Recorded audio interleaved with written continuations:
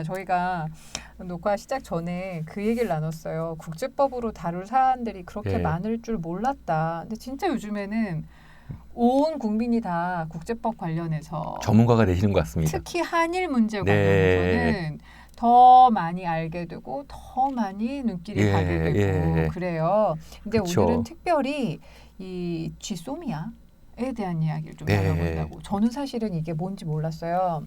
근데 어느 날 그냥 한일 군사정보보호협정이라고 했던 것이 이제 너무 기니까 네. 그 언론에서 지소미아 자꾸 그렇죠. 부르는데 이게 예. 무슨 미아를 말하나 네. 싶기도 무슨 하고 영화 그 길 아시죠? 네. 안토니 퀸 나오는 네네. 거기에 보면은 젤소미나가 있잖아요. 아, 그래요?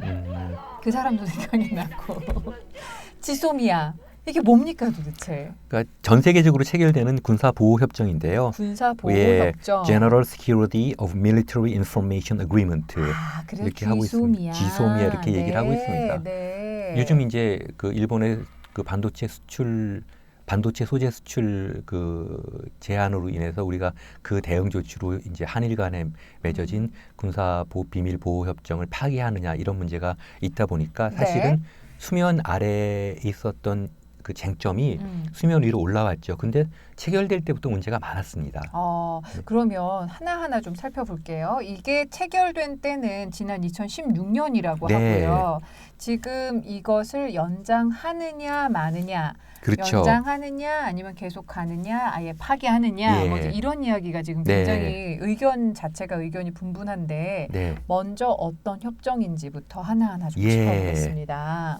그 정식 명칭은 대한민국 정부와 일본국 정부 간의 군사 비밀 정보의 보호에 관한 협정. 네. 그런 걸 말합니다. 그러니까 지소미아인데 한일 지소미아죠. 네. 한일 군사 정보 보호 협정을 얘기를 합니다. 네. 우리나라 같은 경우 일본하고 체결 전에 뭐 미국이나 캐나다 뭐 그다음에 네이토까지 나토까지 한 32개 국 및 국제기구와 군사정보보호협정을 체결을 했고요. 네. 일본이 33번째로 체결을 한 국가입니다. 그러면 교수님, 그러니까 군사 비밀 정보 보호의 협정이라고 하셨는데, 네.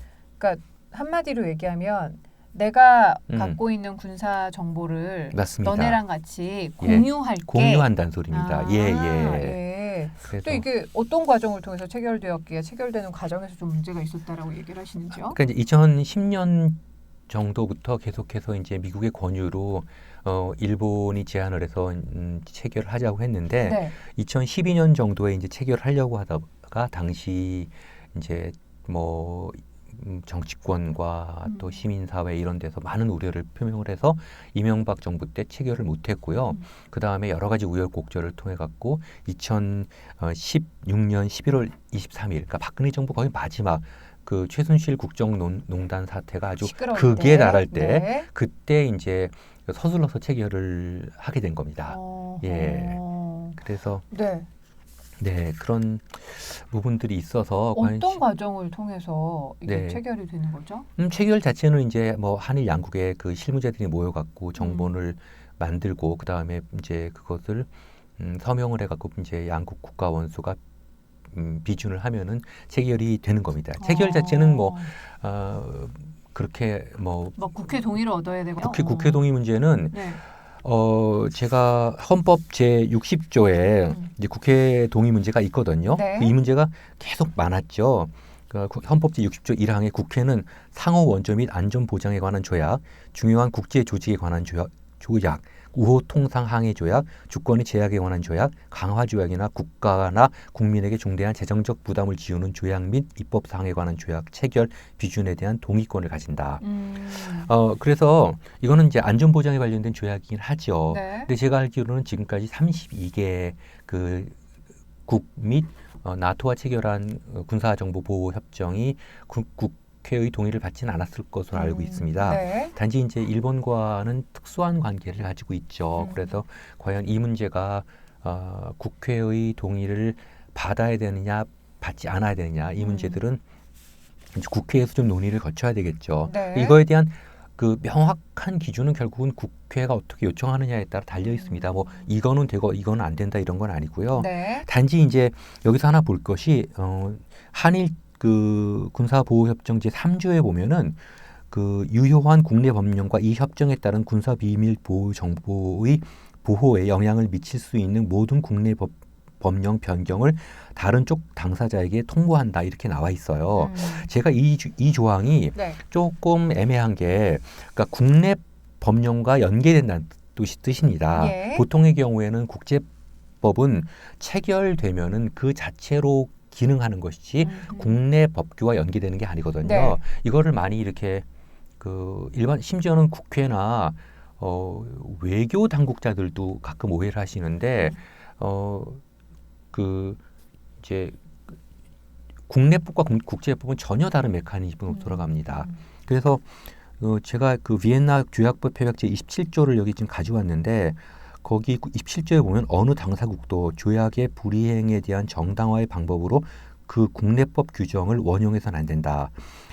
이 말씀은 뭐냐 하면 우리가 어떤 나라와 조약을 체결했는데 집에 돌아와서 보니까 우리 국내 법령과 상충되더라. 그래서 이것을 이행할 수 없다라고 얘기할 수 없다는 거죠. 그렇게 얘기하면 국제법 위반이라는 뜻입니다. 네. 그래서 이제 이거는 전통적인 관습법에서 이미 인정되던 것을 비엔나 조약법 협약 1969년에 체결된 조약법 협약 제27조가 이렇게 명문화했죠. 네. 그런데 지금 한일 지소미아에서는 네. 각 당사자의 요청에 따라서 네. 이게 자신의 유효한 어떤 국내 법령과 이 협정에 따른 그 군사 비밀 정보 영향이 좀 있으면 네. 국내 법령을 이렇게 해서 변경하였다.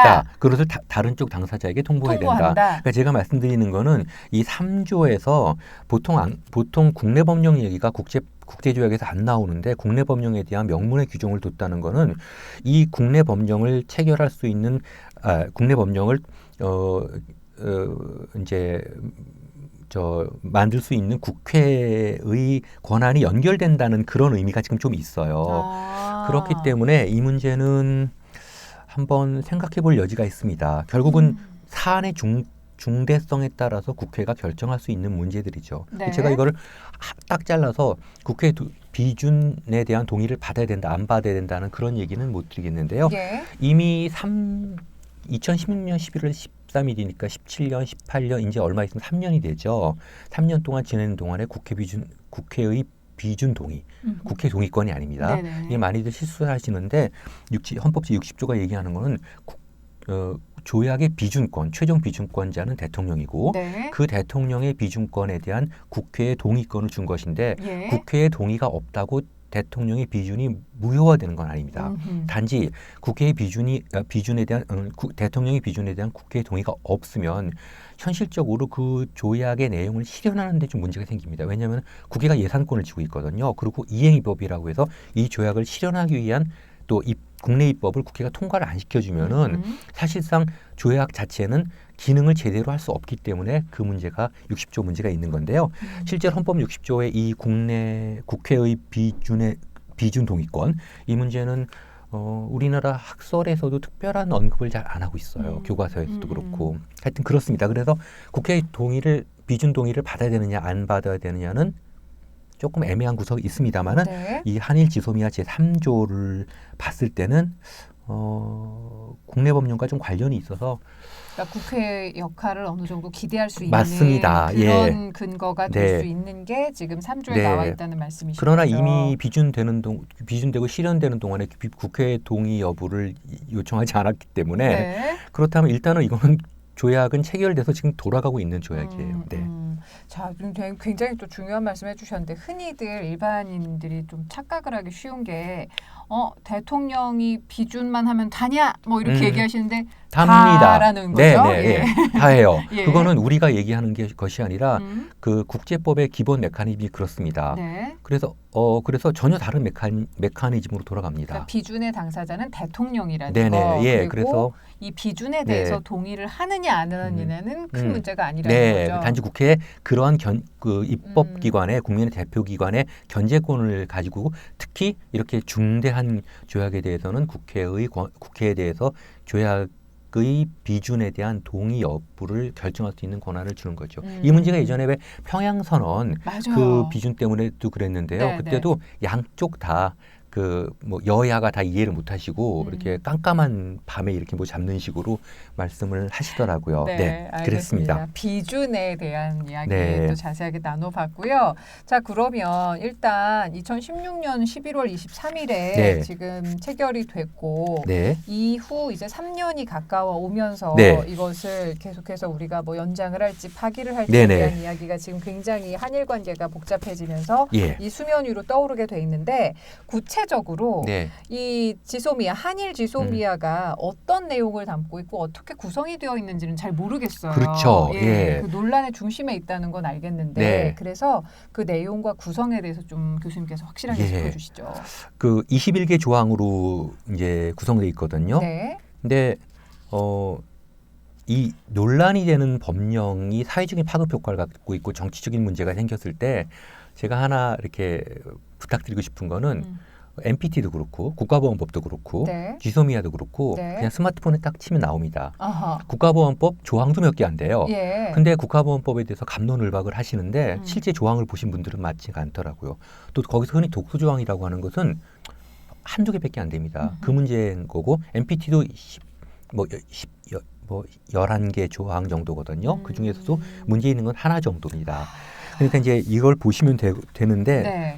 세상이라는 게 이렇게 본질은 어디 가고 막 그거에 대한 말만 해석론을 말만 무성한. 무성하더라고요. 21개 조항으로 되어 있거든요. 네. 이 21개 조항인데 한일 지소미아는 미일 지소미아 2007년에 체결된 미일 지소미아를 거의 이렇게 그 복사본으로 레플리카 했습니다. 대체적으로 협정의 주요 내용은요. 네. 군사 비밀 정보를 보장하는 것을 목적으로 하고 있고요. 여기서 이제 2조에서 군사 비밀 정보라는 것은 대한민국 정부나 일본 정부의 권한에 있는 당국이 생산하거나 각 당사자의 국가 안보 이익상 보호가 필요한 방위 관련 모든 정보 이렇게 얘기를 하고 있습니다. 그 밖에 군사 비밀 정보 보호 원칙이나 파기, 발효, 개정 이런 걸 얘기하고 있습니다. 이와 관련해 갖고 한미일 네. 지소미아는 우리랑 달리 이제 조항이 조금 작아요. 작아서 특히 19조의 그 비용 문제, 20조의 분쟁 해결 문제 이런 것들이 그 US 재팬은 없습니다. 그래서 조금 작은데 내용은 거의 대동소이하고 네. 우리가 21개 조항인데 이 미일은 19개 조항이고요. 그게 합쳐져 있을지 모르지만 우리 지소미아 한국과 일본 사이의 지소미아 제 19조에 있는 비용 문제, 20조의 분쟁 해결 문제가 여기는 따로 항목을 갖지 않고 있습니다. 그러니까 한일 지소미아하고 미일 지소미아하고 네. 크게 차이는 없으나 예. 미일 지소미아에는 한일 지소미아에는 있는 두 네. 가지 사항이 없다라는 없어요. 말씀해 주셨어요. 네. 자, 그러면 이런 것들이요. 네. 구성이 되어 있는 걸 좀 더 자세하게 살펴봐 주실 건가요? 이거는 그냥 왜냐하면은 네.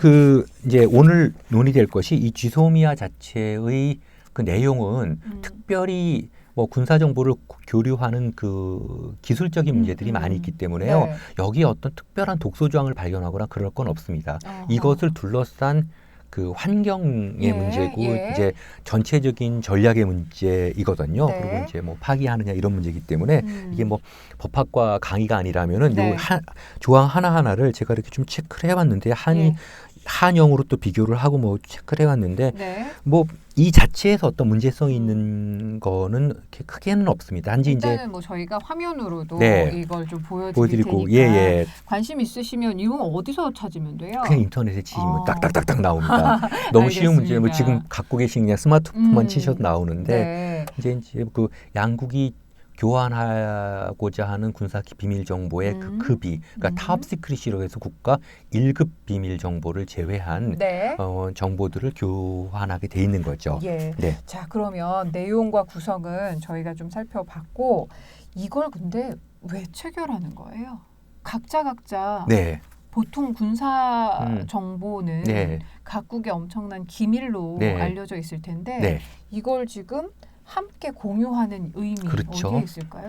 일단 사실은 그 동맹국 간 아니면 우방국 간에는 서로 간의 기본적인 군사 정보가 교류되면 좀 더 효과적으로 예를 들어서 어떤 가상의 적들을 만들거나 아니면 군사 동맹 사이에 그 연합 훈련을 실시할 때 아무래도 편한 면이 있겠죠. 네. 단지 이 한일 군사 정보 보호 협정, 한일 지소미아는 좀 당시 상황이 특별했습니다. 북한의 미사일 발사, 핵실험이 계속 있는 상태에서 이제 그 원산 지역에 서 주로 원산이나 함경남도 지방에서 그 미사일 발사가 있었는데 그쪽 미사일 발사되는 곳은 우리 쪽 그 정보망으로서는 좀 확실하게 알 수가 없어서 그래서 일본 쪽 정보를 많이 기대한다라고 저기 미국이 그렇게 권유를 했고 네. 또 일본 측에서는 우리의 그 대북 그 어떤 인적 정보망들은 아무래도 우리가 더 강하기 때문에 그런 식으로 교류를 한다고 한 거죠. 그래서 그런 성격을 가지고 이제 체결이 됐는데 네. 사실은 그거는 이제 겉에 드러난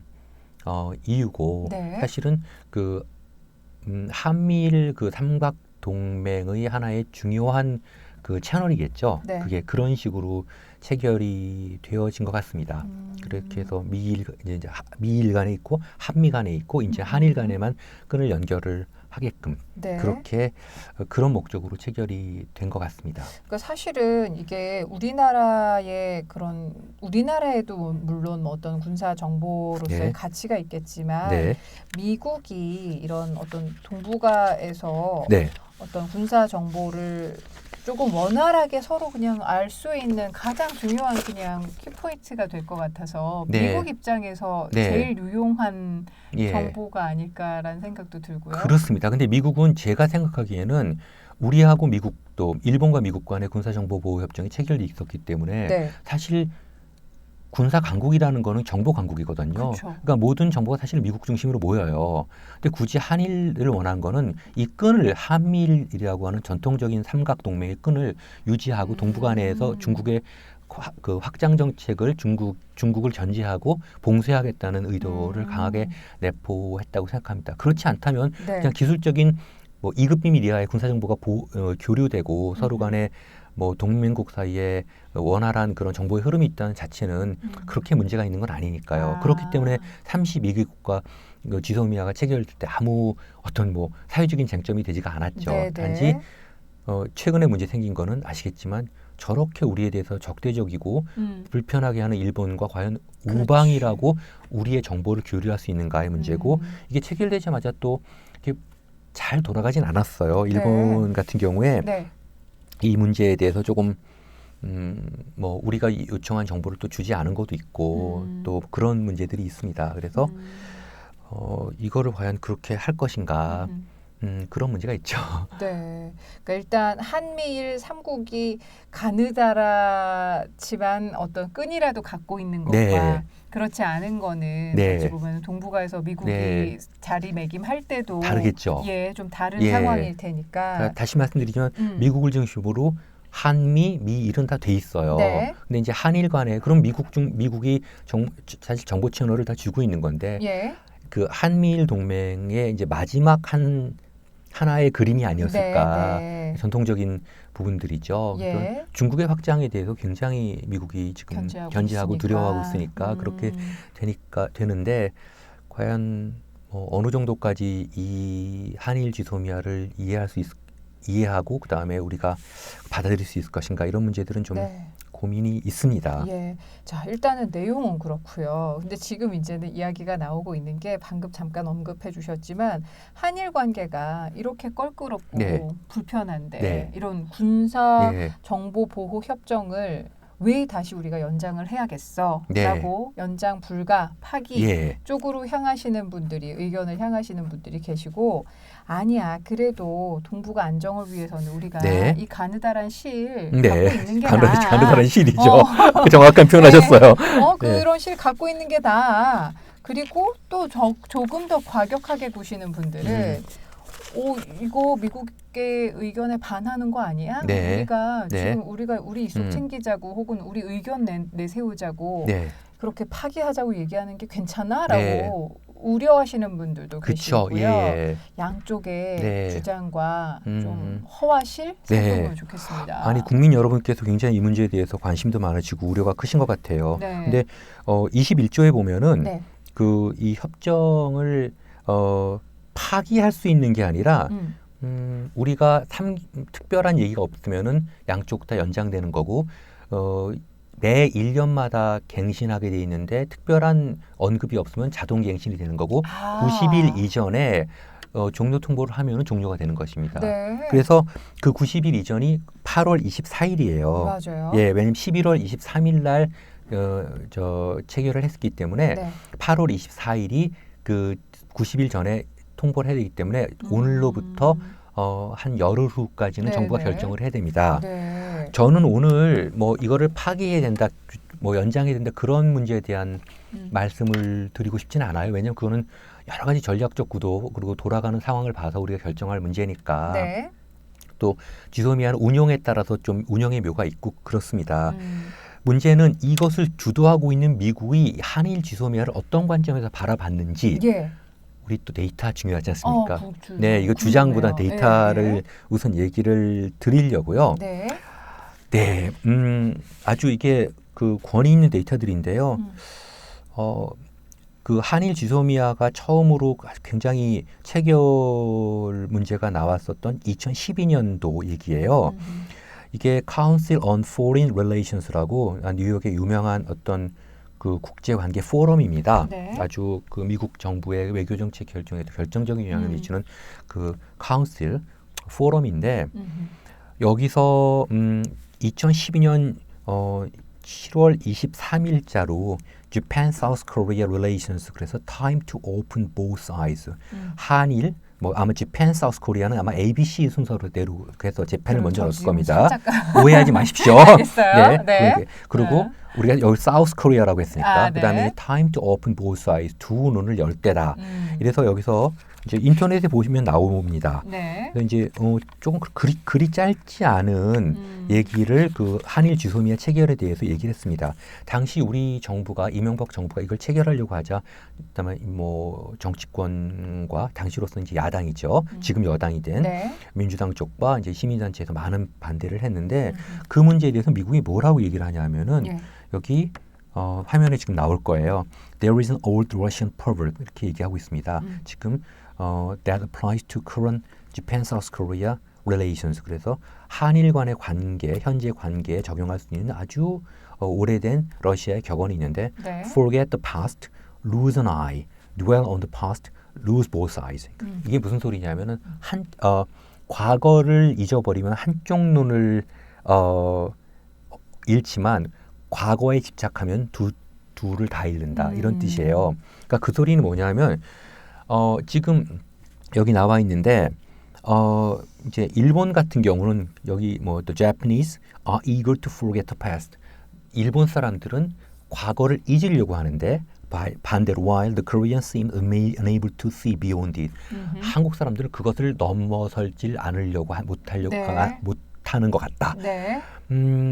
이거는 한일 관계의 과거사 문제는 그렇게 간단한 문제가 아닌데 그냥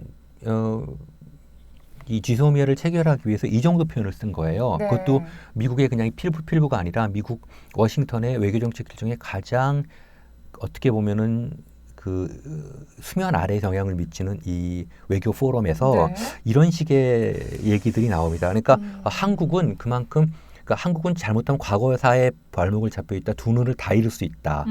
예, 과거를 잊어버리면 네네. 한 눈만 잃지만 과거에 집착하면 두 눈을 다 잃는다. 이렇게 얘기를 하고 있어요. 네.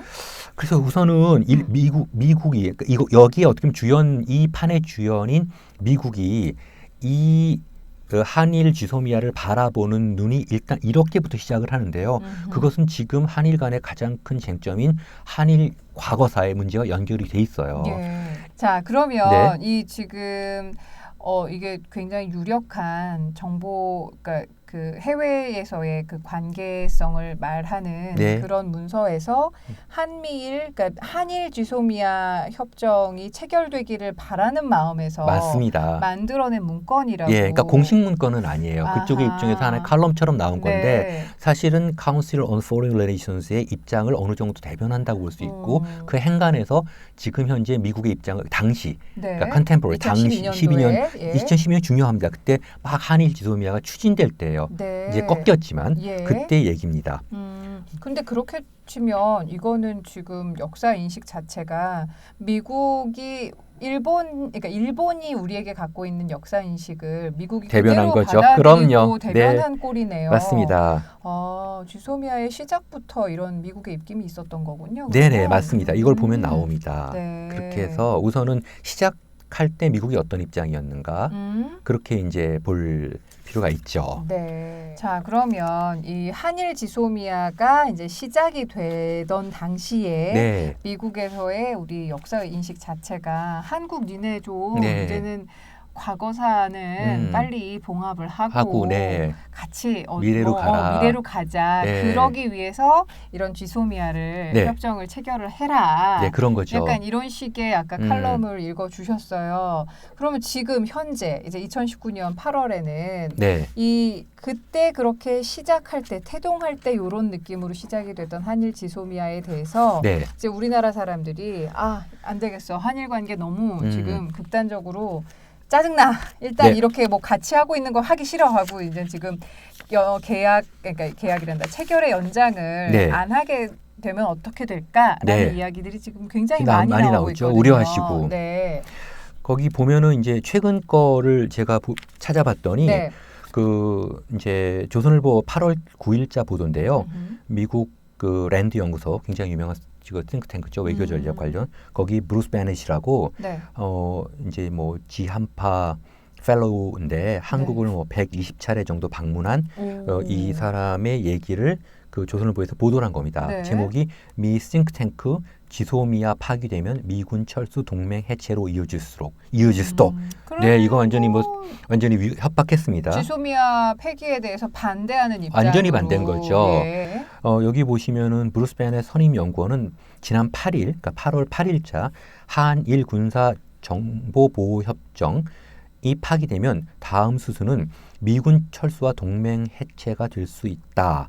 이렇게 얘기를 하고 있어요. 네. 그러면서 여기 뭐라고 나와 있냐 하면요. 여기 이제 앞에 화면에 보이지만 베넷 연구원은 미군은 일본의 지원이 있어야 한반도에서 임무를 다할 수 있다며 유사시 미국 군인 70만 명, 선박 160척, 비행기 2천여 대가 한반도에 증강 배치되는데 일본 내 인프라를 제대로 활용하지 못하면 미군 전략 물자의 이동이 차질을 빚는다고 했다. 여기에 미국의 모든 속내가 다 나와 있습니다. 잠깐만. 근데 미국이 어떤 군사 행동을 하는 데 있어서 네. 일본의 지원이 불가피하다면서 네, 나타낸 수치가 어마어마하네요. 네, 엄청나죠. 여기 보면은 3차 정말 대전 일어났는데요? 거의 3차 대전이고 미국이 한국을 이렇게 중요시 생각하는구나라고 하는데 자, 하나하나 좀 볼게요. 네. 이것도 또 우리 데이터. 데이터 좋죠. 데이터 예, 어디서 명확한. 갖고 안 됩니다. 네네. 데이터. 그래서 이제 여기 화면에 보이시지만 예. 지난 11월에 네. 2017년도 2017년도 11월에 네. 미국이 그 오키나와 후텐마 기지를 기자들한테 공개를 했습니다. 예. 그래서 여기 보이시는 일본 주둔 미군 기지 현황과 병력 현황이 나오고 있습니다. 네. 뭐 우리는 그것을 군사 기밀로 생각하는데 미국은 무기 체계라든지 병력의 이동, 심지어는 항공모함의 궤적까지 인터넷을 통해서 다 보실 수 있습니다. 이제 지금 현재 오늘 현재 몇 월 며칠 몇 시 몇 분에 항공모함 무슨 니미츠호가 태평양 어디를 가고 있다까지 다 나옵니다. 네. 그래서 보면요, 예. 제가 비교를 해볼게요. 베넷 연구원 네. 이 한국을 120차례나 방문한 미국 내 대표적인 지한파고 미국의 유명한 탱크탱크인 랜드 연구소의 네. 펠로우로 있는데요. 네. 이 사람이 얘기한 거는 유사시 미군이 한국에 대해서 70만 명의 군인, 160척의 비행기, 선박, 비행기 2,000대가 증강 배치되는데 이 중심이 미군 내 일본 내 미군입니다. 주일 미군이 이제 주로 오는 거죠. 볼까요? 주일 미 육군의 병력은 2,501명. 그다음에 주일 70만 명이라고 하는데 네. 여기에는 이제 미 해군과 공군 해병대까지 포함하면요 좀 많아지죠. 네. 그래서 전체 가용 병력은 한 5만 명. 이 5만 명이라는 건 일본에 막 붙박이로 주둔하는 게 아니라 니미츠급 항공모함인 로널드 레이건호 보통 승조원이 한 5천 명 됩니다. 거기는 이제 7함대가 날짜 변경선을 중심으로 서쪽은 7함대, 동쪽은 3함대로 이렇게 구분되거든요. 7함대 소속 로널드 레이건호. 그다음 미 해군을 볼까요? 미 해군과 해병대 그다음에 공군까지 포함해서 항공기가 총 460척, 60대, 네. 2,000대가 동원된다고 했거든요. 네. 그다음에 항공모함이 1척, 함정이 15척.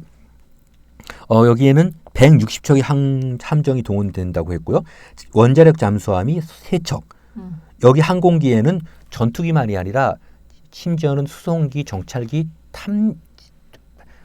배에 탑재한 그런 항공기까지 합쳐서 460대입니다.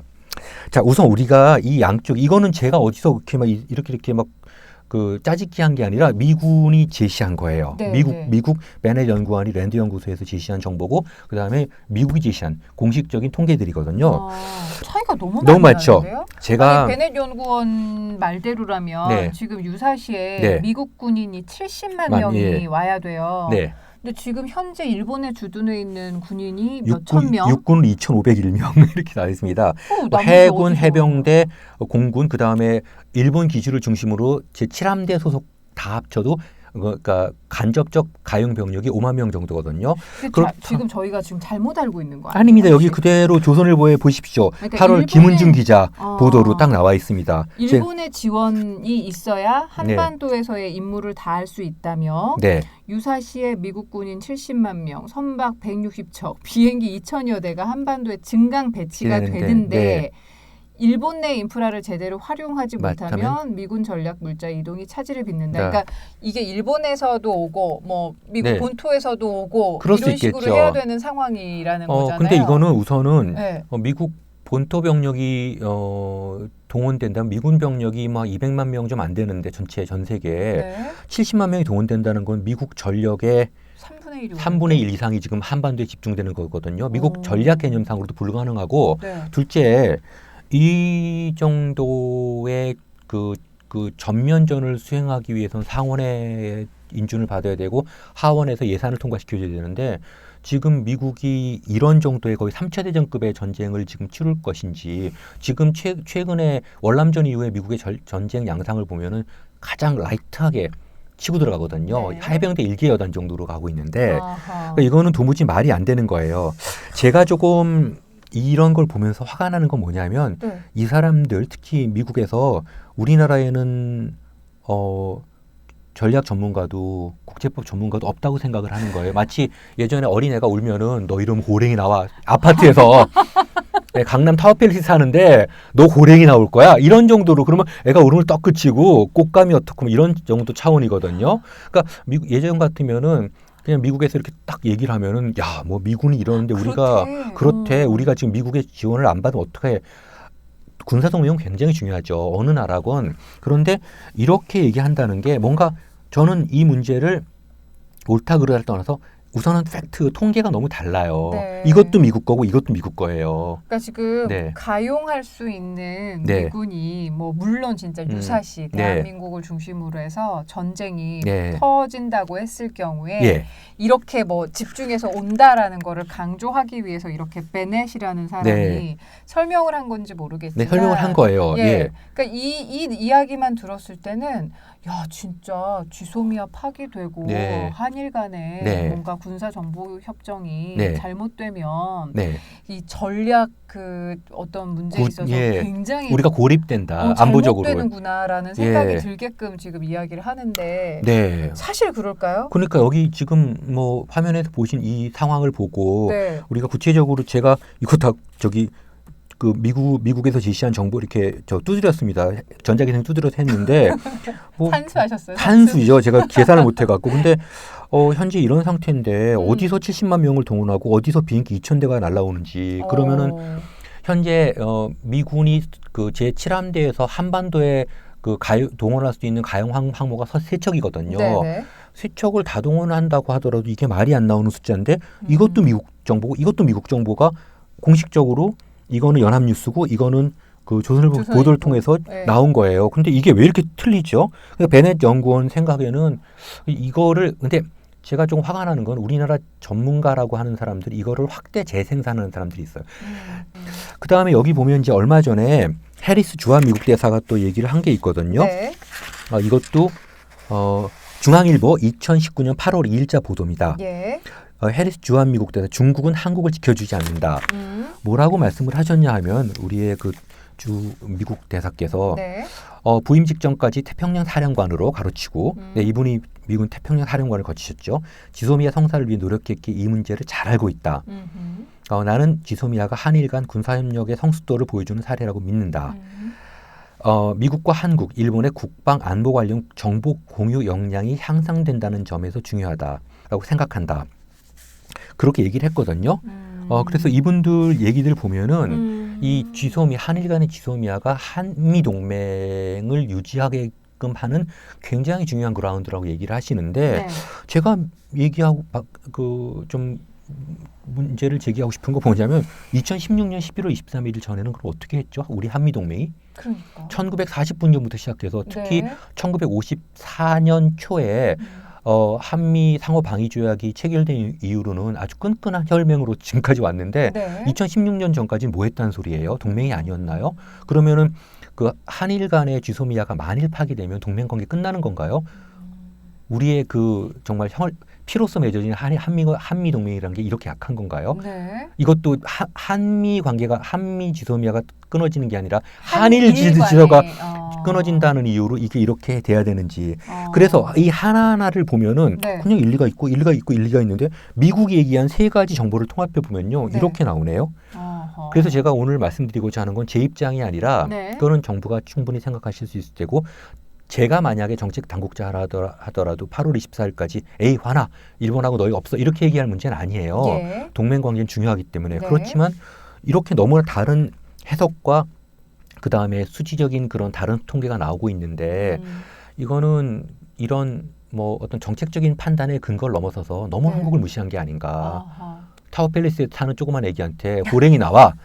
예, 뭐 이런 식의 얘기들을 지금 하고 있는 거거든요. 네. 근데 이 문제에 대해서 지금 우리나라의 많은 전문가들은 그냥 이거를 확대 재생해서 이게 비슷한 기시감이 언제냐면은 네. 그 여말 고려 말에 이랬어요.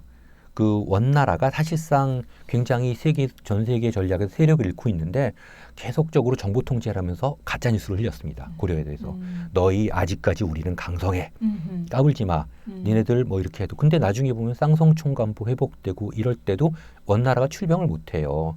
워낙 약해져 있기 때문에. 근데 지금 미국이 그렇게 원의 마지막처럼 약해졌다는 소리가 아니라 이 얘기를 보면 미국이 너무 정보를 부풀리는 게 아닌가라는. 그러니까. 이게 아니 한국을 120차례나 방문한 미국 내 대표적인 지한파. 네. 핵 대량 살상 무기를 연구한 군사 전략 전문가. 네. 네. 이런 사람이 여기 또 나오네요.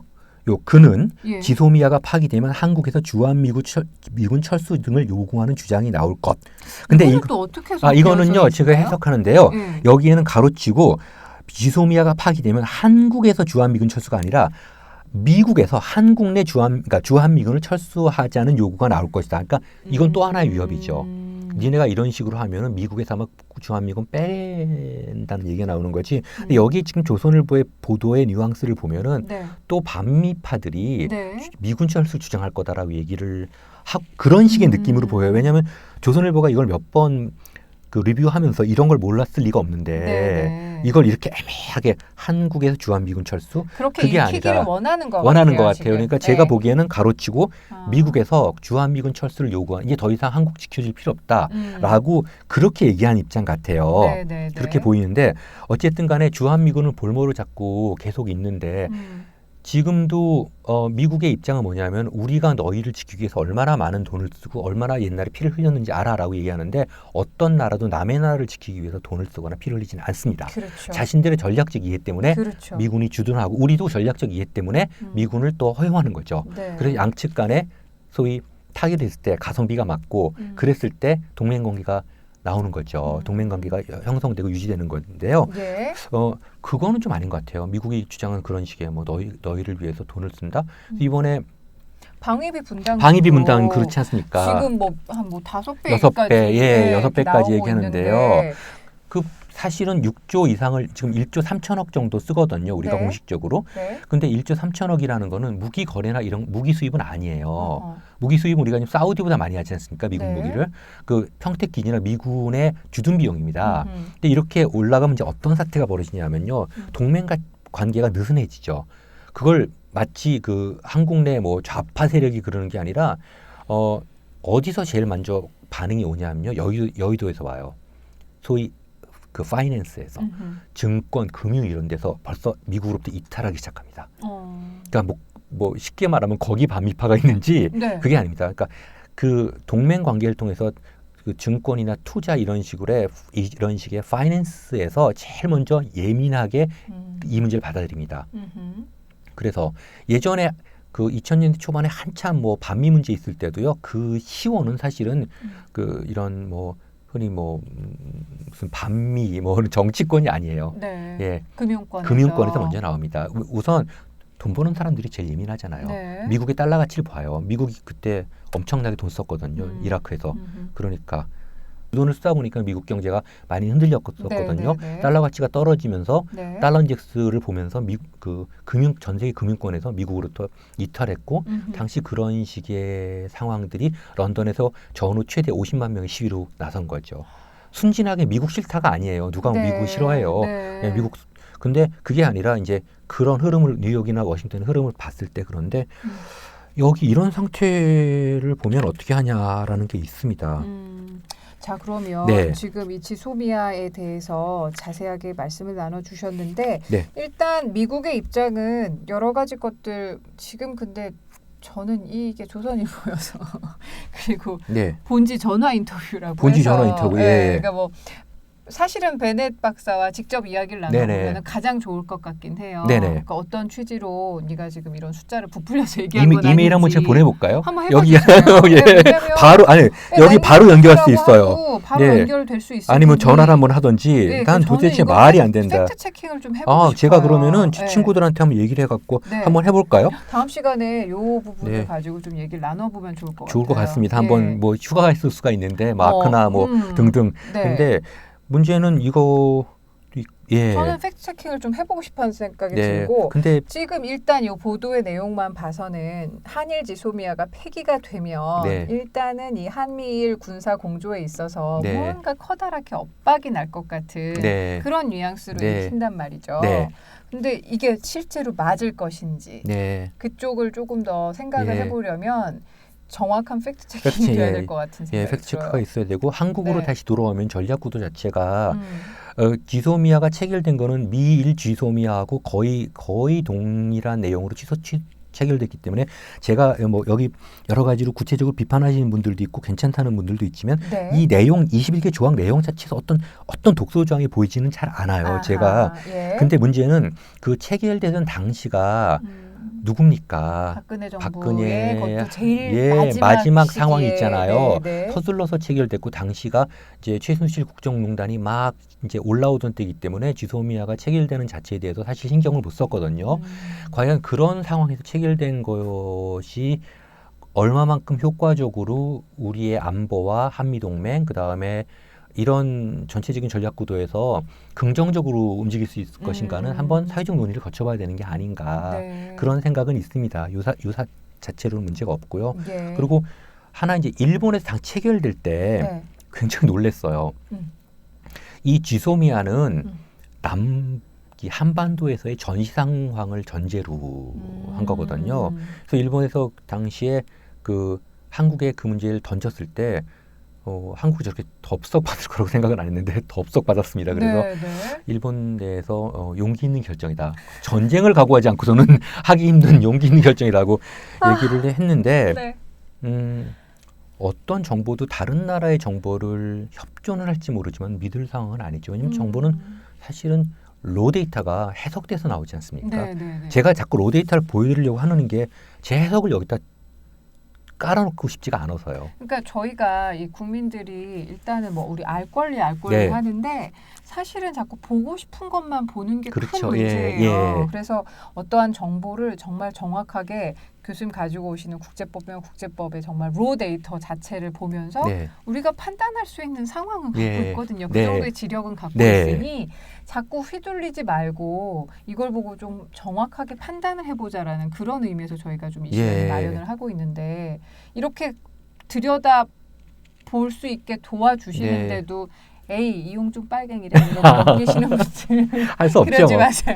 저야 뭐 그러지 마세요. 어떤 색깔을 입히지 않습니다. 절대 저희는. 제가 저의 퍼스펙티브가 아니라 그냥 있는 그대로 말씀드리는데 네. 이 조선일보의 보도도 볼만해요. 네, 보면은 이 나름대로의 생각들을 전달하는 와중에서 이런 데이터들이 나옵니다. 네. 데이터. 뭐 이분이 베네디 연구원이 뭐 120차례 한국 이런 거짓말이 아닐 거 아니에요. 예. 뭐 제가 조선일보가 거짓말했다는 게 아니라 네. 조선일보는 시각을 갖고 있는데 그 네. 시각의 전제가 있던 중요한 데이터들이 나름대로 어떤 의미를 갖고 나와요. 네. 예, 이런 것들은 뭐 베네디 연구원이 그대로 얘기한 걸 테고 네. 상당히 리뷰를 거쳤을 테고요. 이거에 대해서 베네디 연구원도 한번 봤을 겁니다.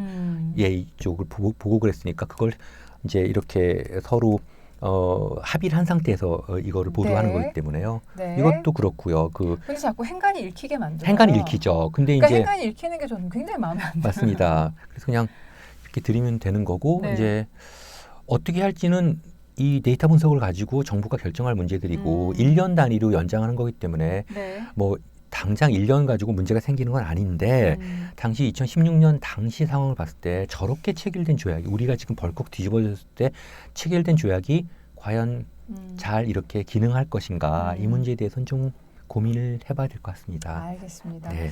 자 오늘 그 네. 말로만 듣던 쥐소미아. 지소미아. 젤소미는 아닙니다, 여러분. 네. 네. 쥐소미아를 어떤 협정인지 그리고 어떻게 체결이 됐었는지 그리고 이것을 둘러싸고 지금 미국은 어떤 입장인지까지 좀 자세하게 네. 분석을 해봤는데요. 역시 교수님 덕분에 한층 업그레이드된 데이터를 맛볼 수 있었습니다. 데이터로 네, 싸우시죠. 데이터로. 네, 알겠습니다. 교수님 다음 시간에 다시 뵐게요. 고맙습니다. 네, 감사합니다.